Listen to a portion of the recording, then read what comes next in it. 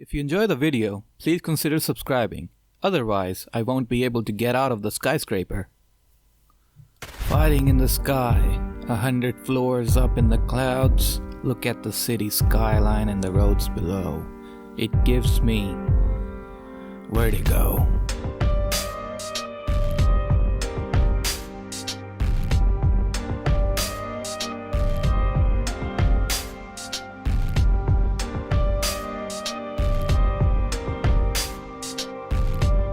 The Skyscraper chapter is a cut chapter from Half-Life 2.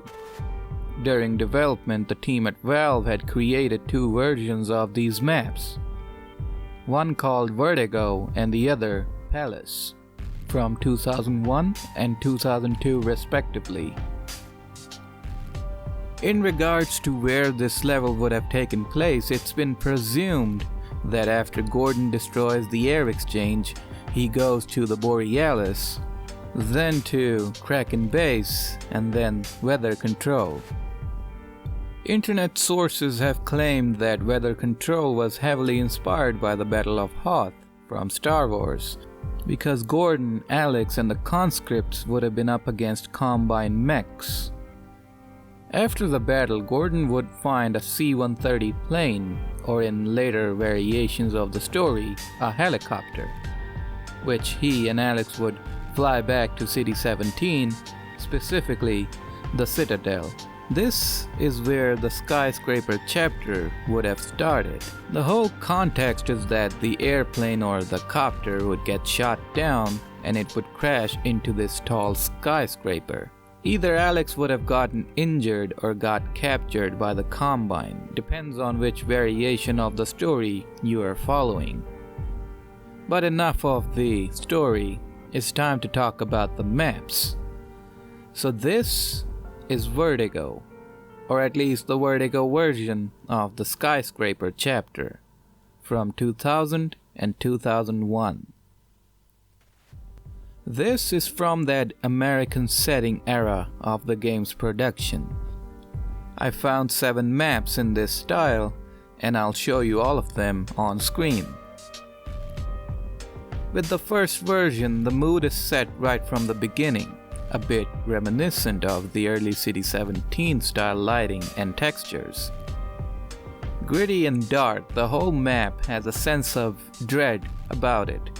The rain falling from the broken roof of the building is an added bonus. Once on the roof, the destruction caused by the flying vehicle is prominent. Great atmosphere. Strangely, I couldn't find the wreckage of the airplane. Looking from the outside, the building resembles something that was built in the 1930s New York, like the Empire State Building. Moving on, the map gets a bit of an update, both to its lighting and textures. It's brighter and the ambient lighting is more simpler. There aren't no dark blue or greenish tints anywhere. It's akin to the retail lighting. But the addition of the city skyline in all 4 directions is a great addition. Sort of provides a depth to the location as to how high you are and where you are located. It's odd that the Citadel is missing from this projection of the skyline. The map is now set during morning time rather than dusk or night. Next map is the next section of this chapter. After waking up from the crash, Gordon would fight the Combine and make his descent to the ground floor.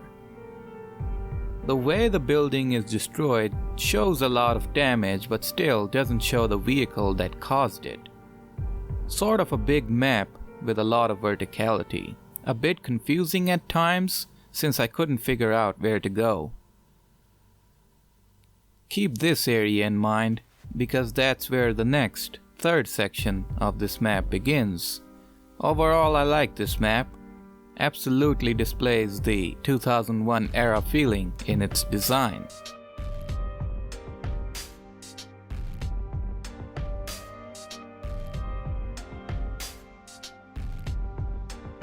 This is a revision of the map we just looked at. Similar to the last section's revision, the ambient lighting is more simpler and the skyline projection has been added in all 4 directions. Seeing these maps reminded me of the Anti-Citizen 1 and Follow Freeman chapters because of the destroyed rubble of the building. Also, this specific part reminds me of the Acer Plaza from Max Payne 1. Now we're in the next section of the map. This is the first revision. This has Gordon use this lift and crash into that section I was just showing a second ago. I love the golden light that flows in through the windows. It's a simple map.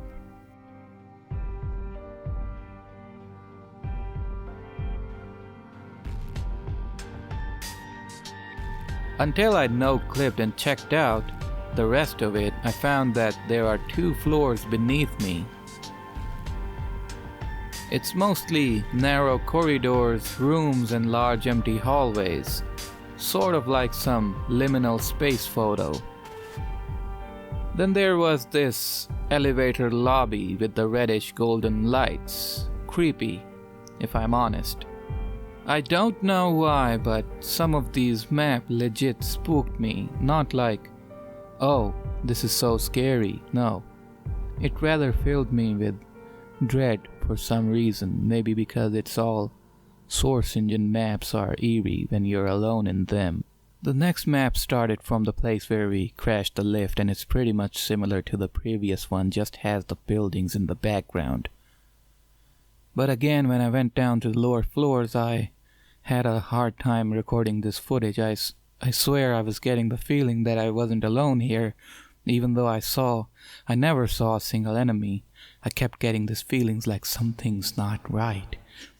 I started to think if I turn around suddenly, I'm sure to catch a glimpse of someone or something. At one point, I was starting to think repeatedly, just close the goddamn game, but the intriguing map just had me look at it more and more, as if I've been here 1,000 times and I know these rooms. Don't you guys remember this?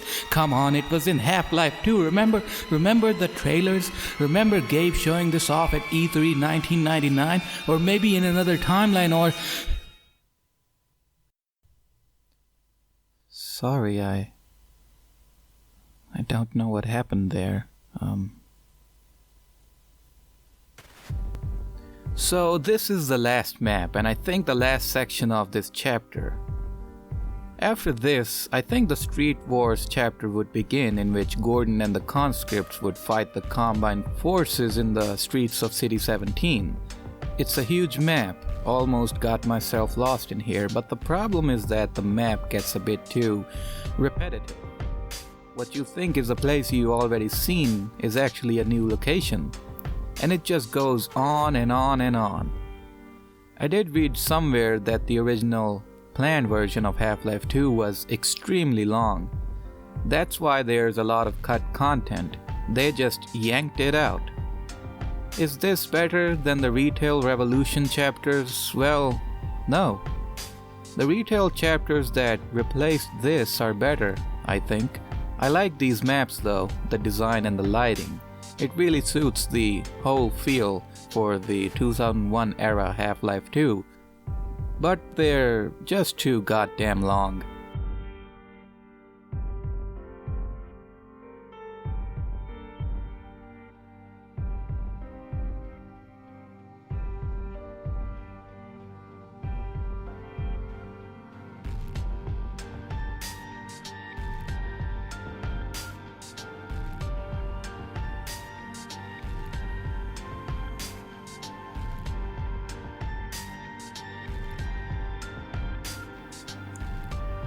This is the only map I found for Palace. It's called Proto_Palace or something.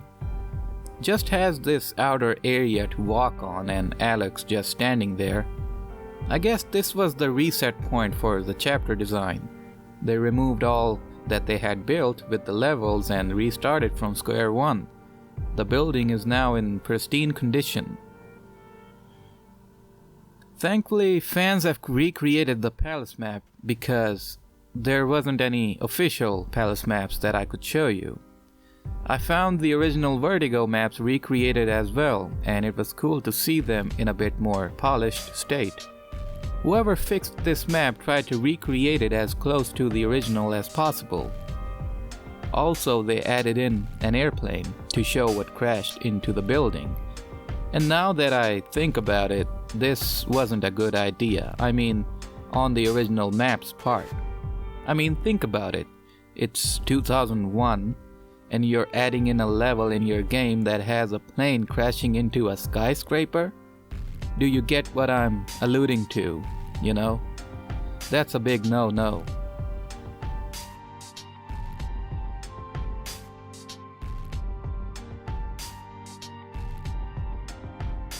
Here's some footage from the rest of these fixed maps, these Vertigo maps.